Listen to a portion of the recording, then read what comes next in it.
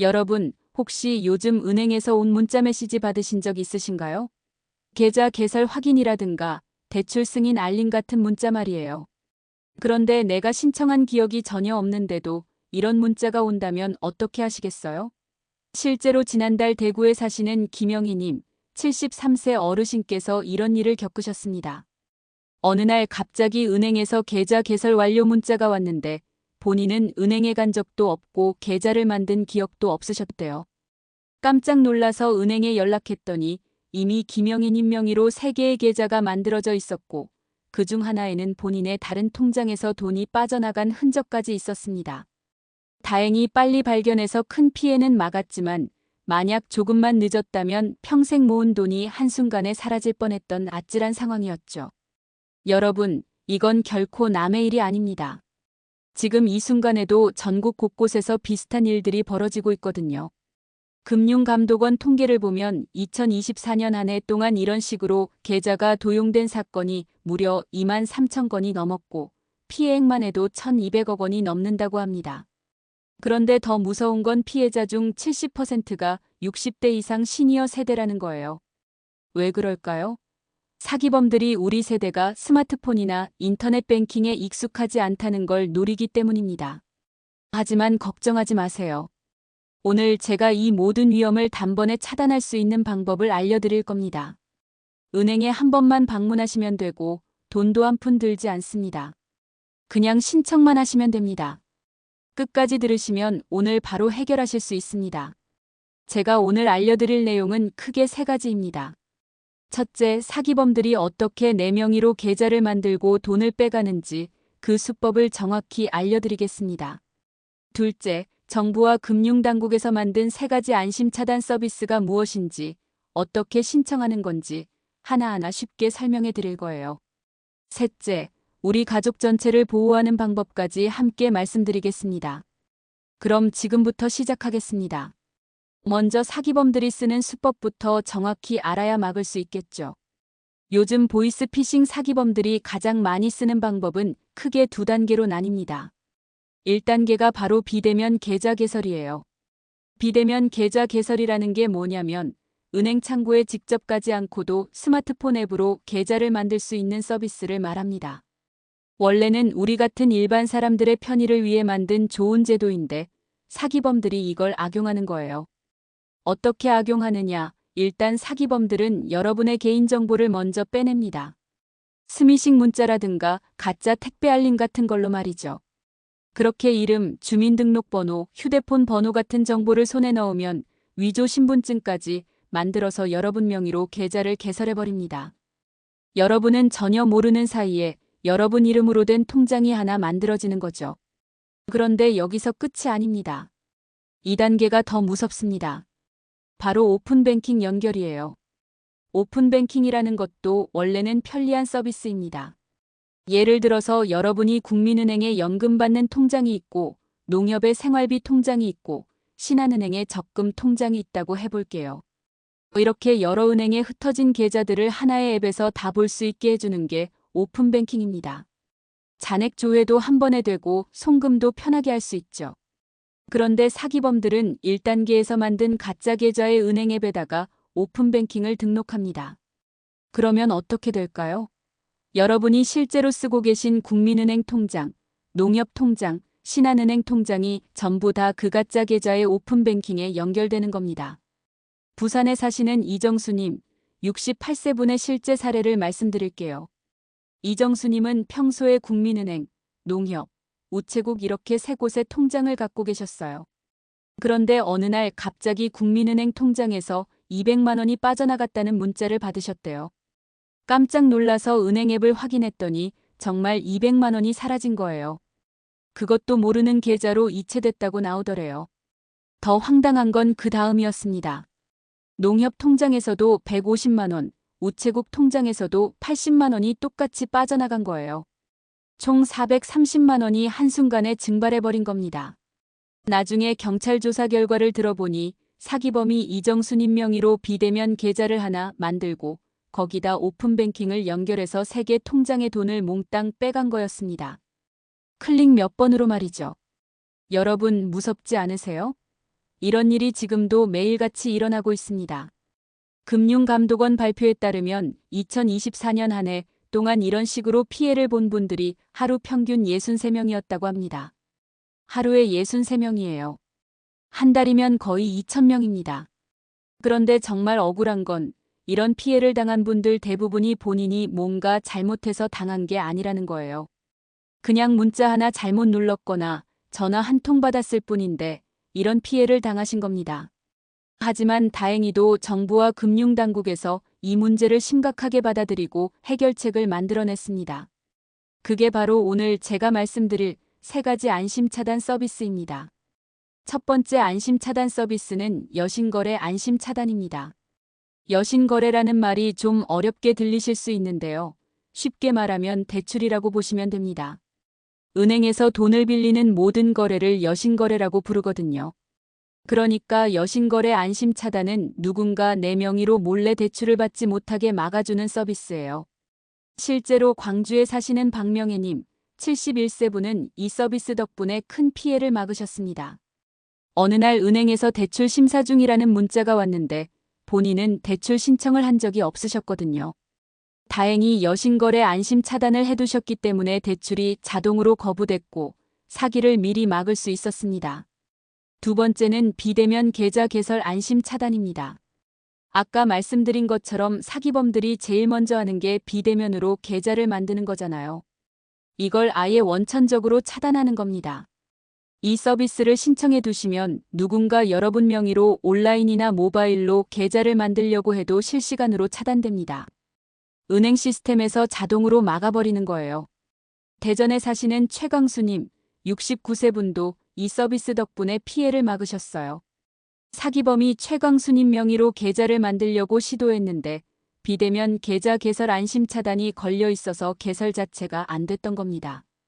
최광수님은 나중에 은행에서 연락을 받고서야 누군가 자기 명의를 도용하려 했다는 걸 알게 되셨대요. 세 번째는 오픈뱅킹 안심 차단입니다. 설령 사기범이 어떻게든 계좌를 만들었다 하더라도 오픈뱅킹으로 여러분의 다른 계좌들을 연결하지 못하게 막는 겁니다. 이 서비스를 신청하면 여러분이 선택한 은행의 계좌들은 오픈뱅킹에 절대 연결되지 않습니다. 이미 연결돼 있던 것도 출금이나 조회가 전부 차단돼요. 인천에 사시는 정순자님, 66세 분은 이 서비스로 큰돈을 지키셨습니다. 사기범이 정순자님 명의로 계좌를 만들고 오픈뱅킹 연결을 시도했는데 안심 차단 때문에 연결이 안 된 거예요. 덕분에 통장 속 1,500만 원을 고스란히 지킬 수 있었습니다. 여러분, 이 3가지 서비스가 얼마나 중요한지 이제 아시겠죠? 이건 선택이 아니라 필수입니다. 그럼 이제 어떻게 신청하는지 구체적으로 알려드리겠습니다. 방법은 크게 2가지예요. 은행 창구에 직접 방문하시는 방법과 온라인으로 신청하는 방법이 있습니다. 먼저 은행 창구 방문 방법부터 말씀드릴게요. 여러분이 평소에 자주 이용하시는 은행 영업점 아무데나 가시면 됩니다. 국민은행이든 농협이든 신한은행이든 우체국이든 어디든 상관없어요. 창구 직원분께 이렇게 말씀하시면 됩니다. 비대면 계좌 개설 안심 차단하고 오픈뱅킹 안심 차단 신청하러 왔어요. 이렇게만 말씀하시면 직원분이 친절하게 안내해 주실 겁니다. 준비물은 신분증 하나만 있으면 돼요. 주민등록증이나 운전면허증 가져가시면 됩니다. 온라인으로 신청하는 방법도 있는데요. 스마트폰 사용이 익숙하신 분들은 이 방법을 쓰시면 됩니다. 여러분이 쓰시는 은행 앱을 열어주세요. 국민은행 앱이든 농협 앱이든 본인이 쓰는 앱 말이에요. 앱 메뉴를 보시면 금융거래 안심 차단이라는 항목이 있을 거예요. 거기를 눌러서 들어가시면 신청 가능 여부 조회라는 버튼이 나옵니다. 그걸 누르시고 정보 제공 동의를 하신 다음 버튼을 누르세요. 그러면 안심 차단 신청 화면이 뜰 텐데요. 거기서 비대면 계좌 개설 안심 차단과 오픈뱅킹 안심 차단을 선택하시고 신청하시면 됩니다. 만약 은행 앱 말고 다른 방법을 쓰고 싶으시면 금융결제원에서 만든 어카운트 인포라는 앱이 있어요. 이 앱을 깔으셔서 신청하실 수도 있습니다. 그런데 여기서 주의하실 점이 몇 가지 있습니다. 첫째, 비대면 계좌 개설 안심 차단을 걸어두시면 나중에 정말로 계좌가 필요할 때는 어떻게 하느냐는 질문을 많이 하시거든요. 걱정하지 마세요. 그럴 때는 은행 영업점에 직접 가셔서 안심 차단을 잠시 풀고 계좌를 만드신 다음에 다시 안심 차단을 걸어두시면 됩니다. 좀 번거로울 수는 있지만 안전을 위해서는 이 정도 불편함은 감수할 만하죠. 둘째, 오픈뱅킹 안심 차단을 걸면 일부 간편 결제 서비스가 작동하지 않을 수도 있어요. 예를 들어서 카카오페이나 네이버페이 같은 걸 쓰실 때 오픈뱅킹을 통해 계좌를 연결하는 경우가 있거든요. 안심 차단을 걸면 이게 안 될 수 있습니다. 그리고 지역 사랑 상품권 같은 것도 오픈뱅킹을 쓰는 경우가 많아서 영향을 받을 수 있어요. 그러니까 신청하시기 전에 본인이 자주 쓰는 서비스가 있는지 한번 확인해 보시고 괜찮으시면 신청하시면 됩니다. 전주에 사시는 김종민님, 70세 분의 경우를 말씀드릴게요. 김종민님은 처음에 오픈뱅킹 안심 차단을 신청하려다가 본인이 자주 쓰는 지역 사랑 상품권 때문에 고민하셨대요. 그런데 은행 직원분이 이렇게 조언해 주셨답니다. 지역 사랑 상품권 쓰시는 은행만 안심 차단해서 빼고 나머지 은행들만 차단하시라고요. 김종민님은 농협만 차단하지 않고 국민은행, 신한은행, 우체국 이렇게 3곳만 차단하셨어요. 그래도 충분히 안전하게 보호받으실 수 있었습니다. 이렇게 본인 상황에 맞게 선택적으로 신청하실 수도 있다는 거 기억해 두세요. 그리고 한 가지 더 말씀드릴게요. 오픈뱅킹 안심 차단은 신청할 때는 앱으로도 할 수 있지만 해제할 때는 반드시 은행 영업점에 직접 가셔야 합니다. 왜 그럴까요?